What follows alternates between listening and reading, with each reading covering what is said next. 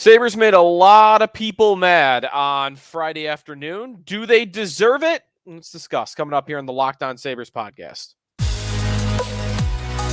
Your Locked On Sabres, your daily podcast on the Buffalo Sabres. Part of the Locked On Podcast Network, your team every day.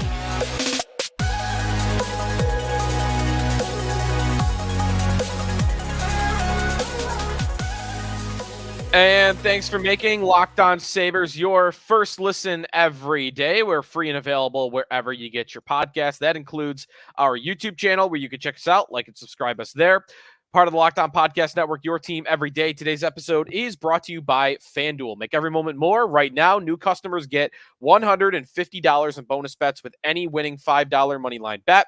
That's $150 if your team wins. Visit FanDuel.com/LockedOn to get started. We've got some news on the Sabres today that made a lot of people angry with the first reaction. And then there was a little bit of a comment from Don Granato that basically was code for, hey, everybody, don't get mad at us because this isn't really what you think it is, but I'm still one to think it might be what we think it is. Ryan Johnson sent to Rochester. We'll discuss that coming up here on the show. We will also give you the listener reaction on our group chat. Join up at joinsubtext.com/LockedOnSabres. If you want to become a sortie, we'll read through what the sorties had to say coming up in the third segment of today's show. But it was a lot of anger for sure. And we'll get to it on Ryan Johnson. Before we do that, some other notes from practice and roster stuff that the Sabres have announced or practiced with in the last couple of days. Tyson Jost has cleared waivers after being waived by the Sabres, and he has been assigned to the Rochester Americans. Last year, he was waived by Minnesota. The Sabres picked him up. Now he's down to Rochester, which makes three NHL salary players that are down in Rochester. Tyson Jost, Riley Stillman, and Jacob Bryson. That's almost $6 million worth of player in the AHL that Terry Pegula is signing checks for. And that money, I mean, I wonder about this, and I think we have evidence the Sabres are a team with at least a little bit of an internal salary cap. They don't want to be spending a ton of money until they're good, and that's $6 million that Terry would probably like to spend on the NHL franchise that is being spent currently in the AHL franchise. That number should increase with Eric Comrie, but we got to get to that. I can't believe this guy is still on the team. But more on that in a moment. We've got some line combinations from practice.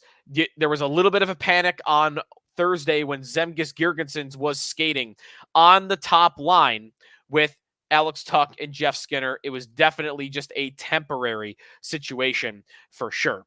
Now, we have very interesting practice stuff from Friday. After Girgensons was on the top line, he got moved back down to the fourth line.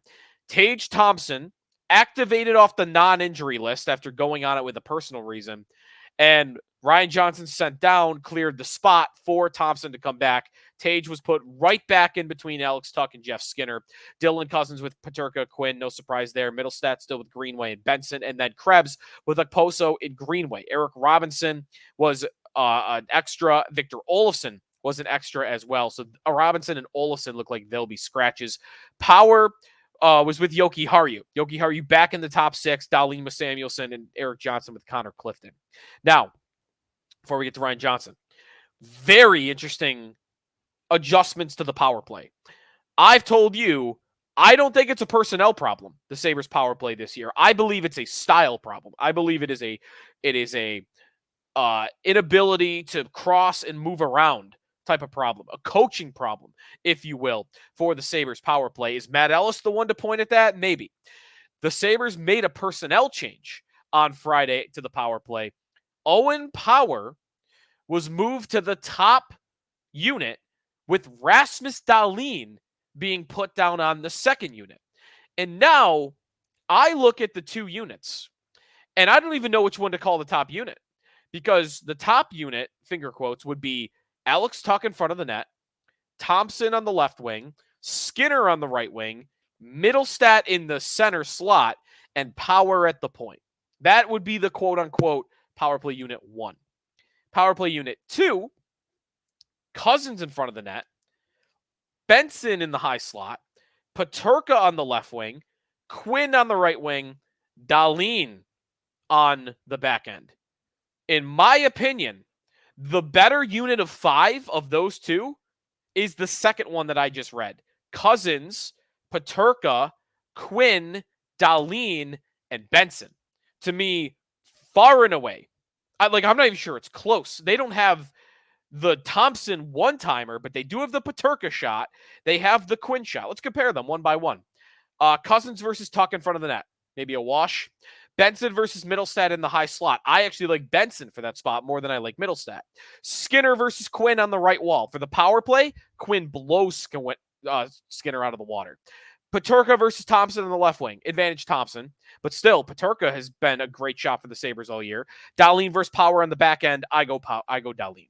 So to me, that other unit, the second unit that I read, is the better unit. Are the Sabres going to operate that way? I'm not sure. So that's a little look at what we saw at practice. But the big news from Friday is that Ryan Johnson has been sent to the Rochester Americans. And that, to me, on the surface, is just an embarrassing, pathetic, abysmal decision by the Buffalo Sabres, and one that has been mocked since it was announced Friday morning, and I think deserves to be. I think it is a decision that shows a fundamental misunderstanding from the Sabres of who their good players are. And it also, I think, flies right in the face of something that Don Granato and more so Kevin Adams more so, have talked about for a couple of years now, which is they don't want to block the development of their young players. When they're ready to arrive, when they've earned the opportunity to play in the NHL, they will get that opportunity. And that's nice to say. And it makes sense. And it also is easy to accomplish that goal when you have a hockey team with very few veteran players, with a very low salary cap, where guys like J.J. Peterka, Jack Quinn, Dylan Cousins, who do they have to beat out for roster spots? Guys on vet minimum contracts, sometimes two-way contracts, like Vinny Hinostroza, for instance, or Tobias Reeder. You know, these third, fourth line guys that are almost more AHL guys than they are NHL guys, but that's who they got to beat out. And, okay, yeah, sure, we'll do that. We'll put you guys in over them. And they did it. What about now? Because if you truly believe you don't want to block your players' development and at the same time might give your team the best chance to win, what about when the decision gets hard? What about when you have to have a tough conversation with a veteran player? Will you be willing to do it? And the answer to this point for me on the Sabres for that, and this is a Kevin Adams commentary, is no. They don't want to make the tough decision. They don't want to have the awkward conversation, because that would be the conversation to be had with Eric Johnson, who provably has not been one of the Sabres' best 6 defensemen this season. But he's a veteran. He's a 15-year pro. He's friends with Okposo, and he's been a leader in the league. And, you convinced him to come here and be a part of it. You convinced him to spend his waning hours in the NHL with you. And, yeah, you probably don't want to tell him, hey, man, we're benching you. We got you to come here. We got you to come to Buffalo, but we're putting you in the press box.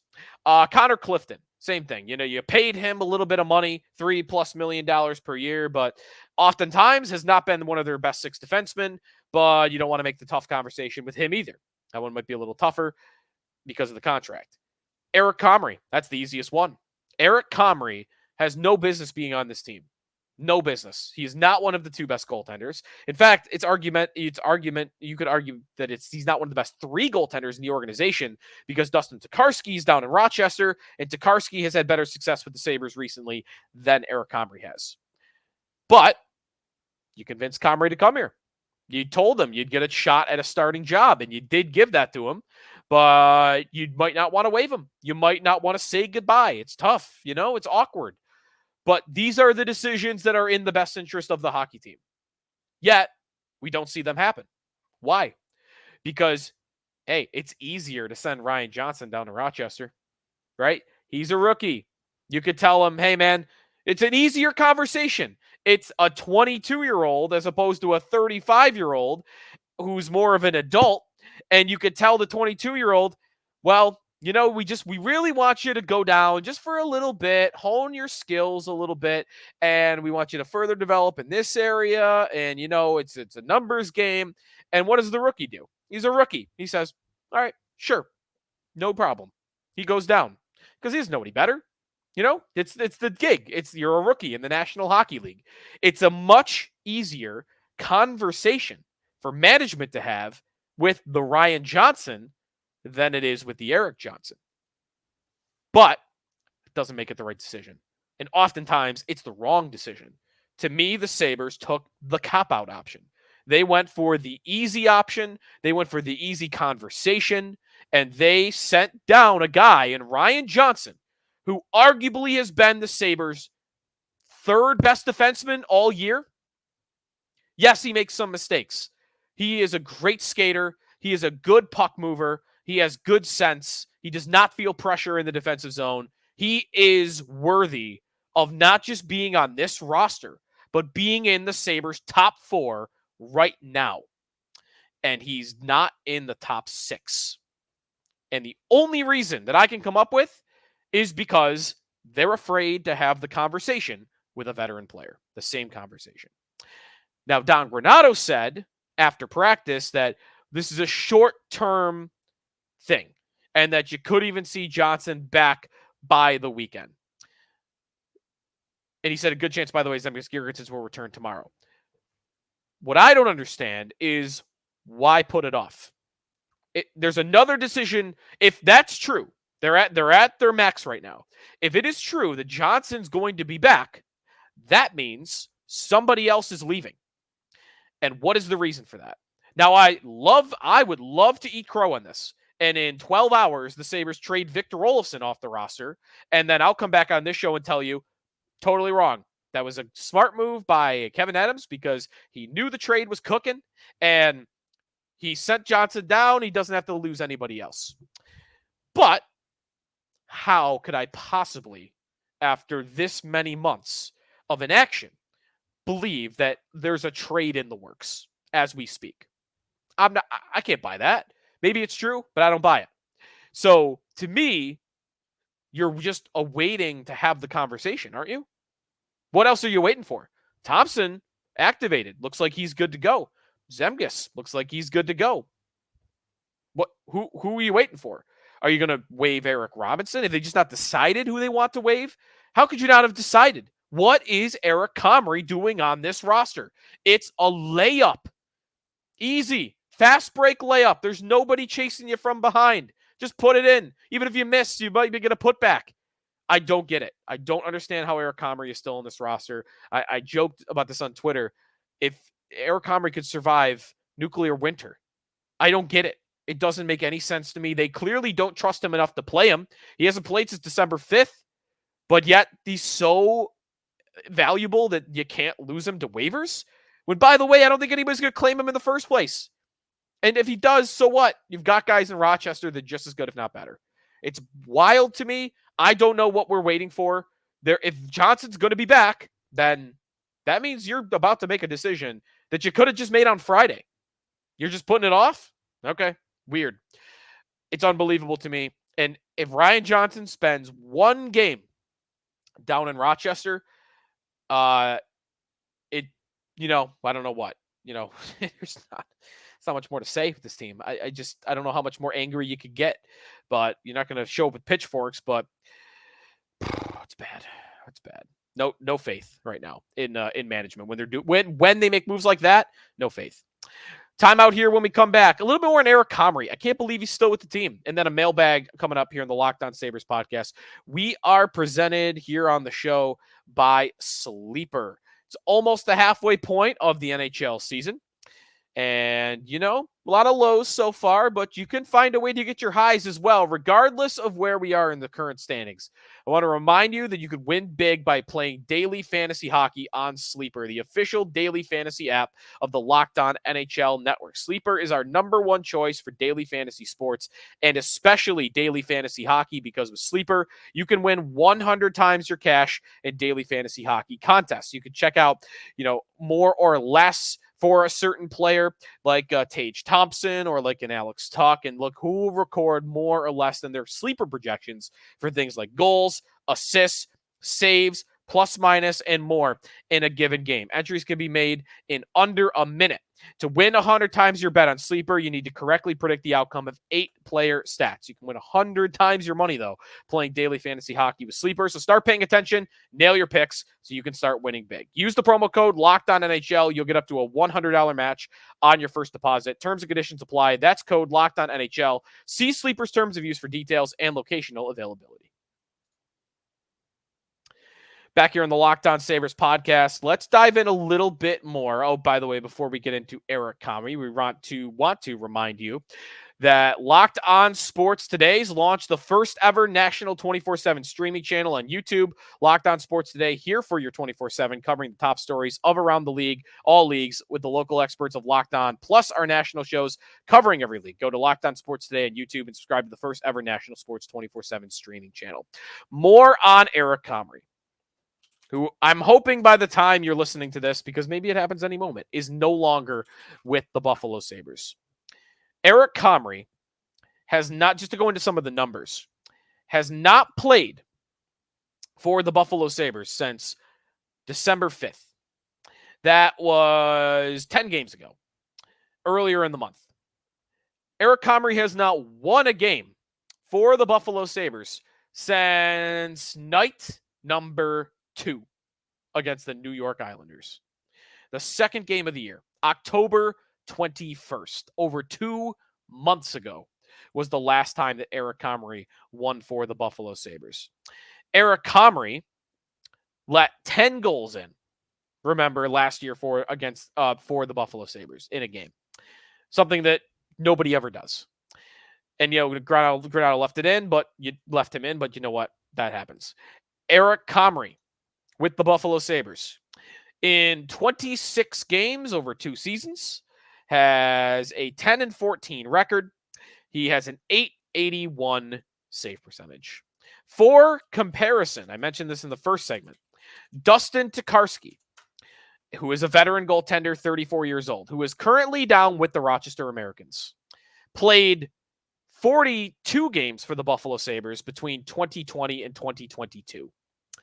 And in those 2 seasons, Dustin Tokarski had a .901 save percentage. Massively better than Comrie. Saves 2 goals per every 100 shots more than Eric Comrie does. Comrie, if you want to look at some of the advanced stats on the season, out of how many goalies have played 5 games this year, we're looking at 71 goaltenders. Out of 71 goaltenders, goals saved above expected per 60 minutes, Eric Comrie ranks 68th.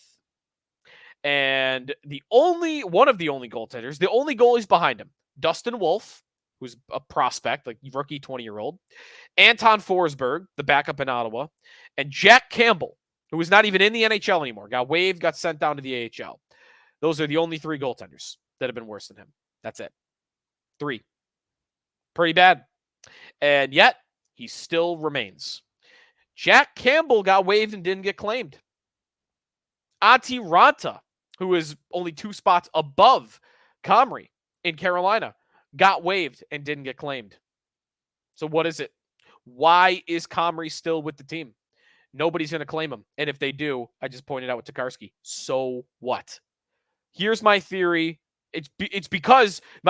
This is my theory because I don't know what else there could possibly be as a reason why he is still in Buffalo. Here's my hunch, or just an idea that makes some sense. I pointed out earlier, the Sabres already have 3 players in Rochester with NHL salaries. Tyson Jost now, Jacob Bryson, and Riley Stillman. Do the Sabres not want to put Eric Comrie down in Rochester? Because the owner then starts to ask a question. Hey, how come we're now spending, 4 players? How come we're spending more than $7 million on 4 players to play for us in Rochester?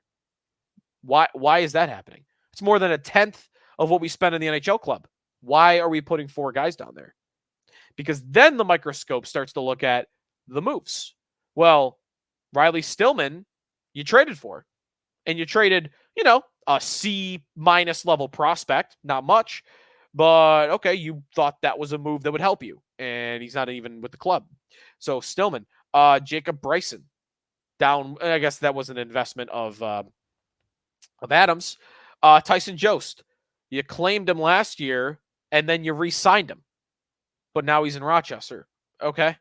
What about Comrie? You paid him to be your starting goalie last year, and a year later, he's in Rochester. What's going on? Questions start getting asked. That has to be it. I don't know. I don't know what else it could possibly be, because it doesn't make statistical sense. It doesn't make roster sense to have 3 goalies. I'm going to stop saying the Sabres don't want to have 3 goalies because Kevin Adams and Don Granato said it. Their actions say they want 3 goalies because there's no good explanation for why Eric Comrie is still with the Buffalo Sabres. I don't want him to keep getting ragged on. He's become a punchline. He's become a player that fans resent. And it's not, he's played bad. So I guess in some way it is his fault. But it's not his fault that he's still getting dragged out here to be insulted.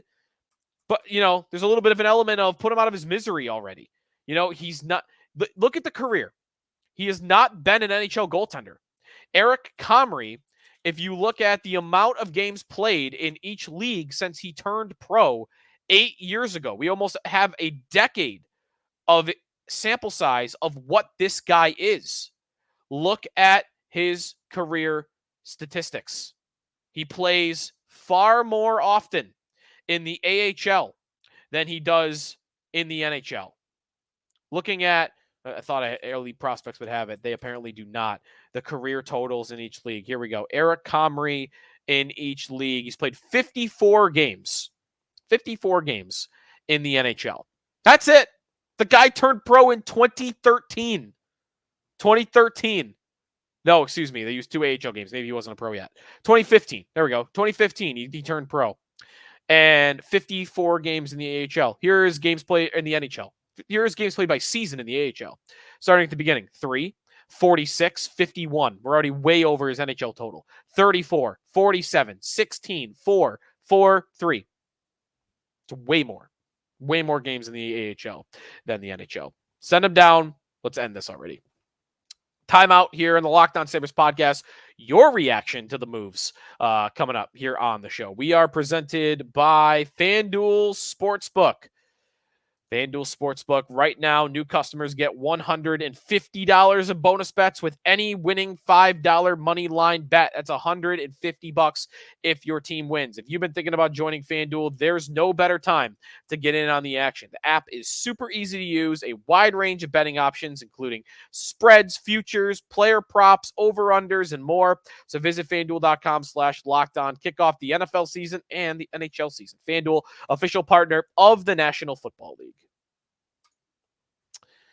Back here on the Locked On Sabres podcast. Thanks for making us your first listen every day. Let's get involved with some of our fans on our Locked On Sabres group chat, our text line at joinsubtext.com/LockedOnSabres. You go there, you sign up, and that's it for online. I do all of my portion online, texting back and forth, but for you, it's just like you're texting. That's it. You're on your phone. It gets sent right to your number, and that's how you sign up. Pretty easy. Let's look at some of the texts from our sorties after the Sabres sent down Ryan Johnson. Here's one. Finally starting to doubt Kevin Adams. His refusal to make tough decisions is destroying this team. He's not their friend. He's their boss, who they should have some fear of, but they clearly don't. That could very well be true. Adams is definitely deserving of a lot of criticism of what this season has looked like. Here is our second text. Yes, it's to the point. The GM isn't even following things he's laid out in the media several times. There's no reason Peyton Krebs should still be on the fourth line. No reason Johnson in the AHL, Kulik should be getting more than one game, but they are all blocked. And I think that's all pretty true. Why wasn't Peyton Krebs on the top line the other night, by the way? Tyson Jost went to the top line. They didn't want to disrupt the lines. Krebs is a more offensive player, and it's not even really all that close. Here's our third text. I try to save my freakouts for things that really matter or are really off base. Sending Ryan Johnson to Rochester is one of the worst decisions in years, and I don't say that lightly. His skating is otherworldly, adds lots of zone entries. Why are they not willing to tolerate his mistakes? They're not even that egregious, but wanting Eric Johnson and his cinder blocks for skates. It makes no sense and is breaking my brain. These are the types of roster management moves that keep bad teams bad. I echo pretty much all of that. It's pretty much wraps it up in a bow. One more. So maybe a couple more here. I know it looks like a paper transaction for Johnson, but seriously, why? Why not just waive Comrie? This organization isn't serious at all. That's my question. If Johnson is, someone make sense for me on that. Maybe I'm missing something. If it's a paper transaction, I don't get it. In the name of what? It's a paper transaction in the name of what? Because if it's just a paper transaction and you're plan on playing Ryan Johnson Saturday against Columbus, why? What is the move you're waiting to make? And why are you waiting to make it? That's the question that we don't have an answer to. All right, that should be it. That's about it, right? I don't know. Comrie, I mean, a lot of texters think Comrie has something on Kevin Adams. To this point, you hear a lot of that from fans. I don't know. Pretty bad. It's pretty bad. I can't believe the move. I hope they're telling the truth. I hope that it's just a paper transaction. But again, I just don't understand what it could be for. All right, that's going to do it for us today here on the Locked On Sabres podcast. Hopefully we have happier things to talk about, like a win over Columbus. We'll get more into this on our next show. And by the way, you might have been waiting for Hadi Kalakash, Locked On NHL Prospects. We didn't work out a time with him yet, but we are getting closer to that. Just got to figure out our schedules to line up to talk more about the World Juniors and some of the Sabre prospects. Noah Ostlund scoring against Canada on Friday. A pretty big goal for him. So we'll talk more prospects. I want to talk more about the upcoming part of the schedule in one of our upcoming shows, probably our next show, because the Sabres' next 9 games, they play 8 teams that are not in a playoff spot. If they're ever going to go on a run, this has to be the time to do it. That'll be on our next show here in the Locked On Sabres podcast. Thanks for making us part of your first listen every day. Your next listen should be Locked On Sports Today, first ever 24/7 streaming channel on YouTube. Here for your 24/7, covering the top stories in sports with local experts of Locked On, plus our national shows covering every league. Go to Locked On Sports Today on YouTube. Subscribe to the first ever national sports 24/7 streaming channel. We'll talk to you next time here in the Locked On Sabres podcast, part of the Locked On Podcast Network, your team every day.